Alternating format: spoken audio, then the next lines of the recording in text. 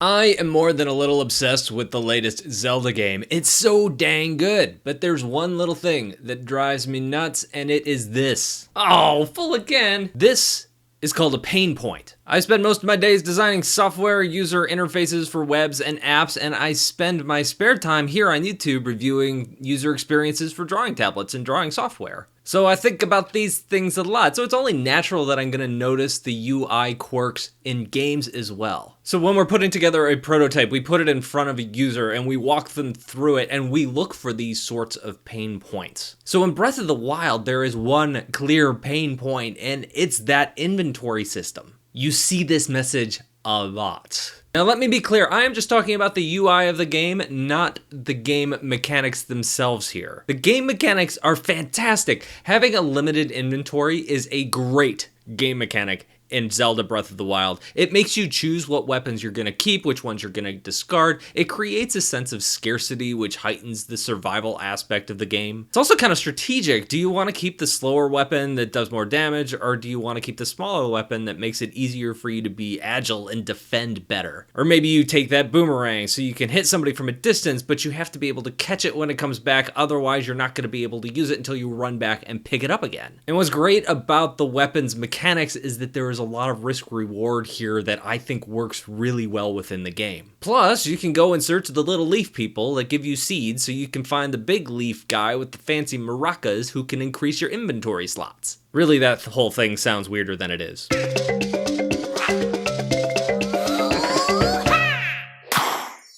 Actually, no, I take it back. It's really weird. But it works well because it encourages you to go out and explore the world and seek these guys out, and you're rewarded for doing that. Which encourages you to get more weapons, which encourages you to explore more. So yes, a limited inventory equals good. So let's jump into the UI, because it's really here, this little error message that you get, that I think could be so much better. So let's walk through how it currently works. You get a new item and it alerts you that your inventory is full. This is a full stop. This is a dead end in the UI, and what we should try to do is avoid these dead ends. The only option you have here is to cancel out of this message. The next step is you have to open your inventory, and then you have to slide over to your weapon slot, and then you figure out what you want to drop. Maybe it's an item that's close to breaking, maybe it's something that's weaker that you just don't need anymore. So you drop your weapon, you close out of your inventory, and then you get to pick up your new weapon. And then if you want to use that new weapon, you have to either open your inventory or your quick inventory and equip it. Now, in an interface, it's not uncommon to take several steps to execute an action. However, the more common an action is, whether it's in a game or an app or anything, you want to streamline those actions. And since this is so common, I think we should take a little time and streamline it. Let's redesign this interface and make it better. Instead of hitting a user with a dead end when they find a new item, let's give them a UI that actually opens a door and lets them choose whether they want to add an item or ignore that item.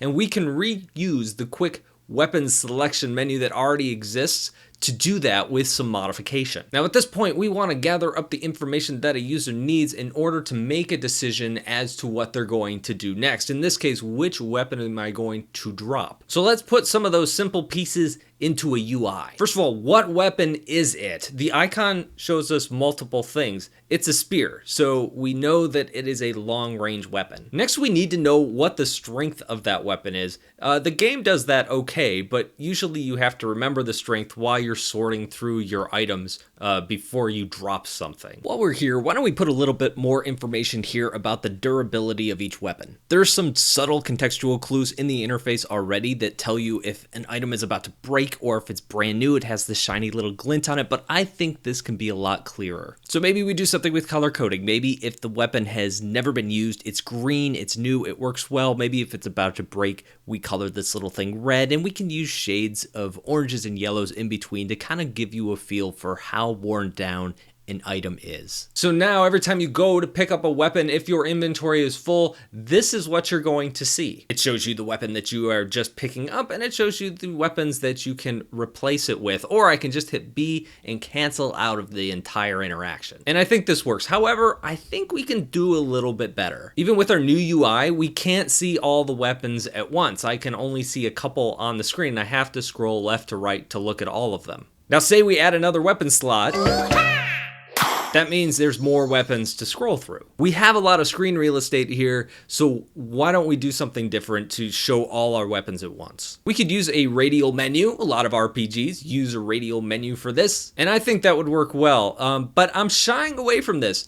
There isn't a radial menu anywhere in this game, so it breaks the UI convention that the Zelda creators have set up elsewhere. I think most players who are playing this game would have absolutely no problem understanding what's going on there, but as a general rule, if you establish a pattern in your app's UI, it's best to stick with that pattern. Same thing with the UI we just created. We could just make it wider, and so you have the entire screen so we could show more items, or we could just put multiple rows on there, very similar to jumping into the item screen itself. So there we go. I don't know if the folks at Nintendo have any desire to do these kind of quality of life improvements on video games. CD Projekt Red did that with The Witcher 3 when it came out. A couple weeks, maybe even a couple months later, they went back and they overhauled the inventory system, made it a lot easier to use. I would love to see Nintendo do something like that on Breath of the Wild. Not holding my breath, but I thought this was kind of a fun experiment, fun way to kind of jump in and play with this UI.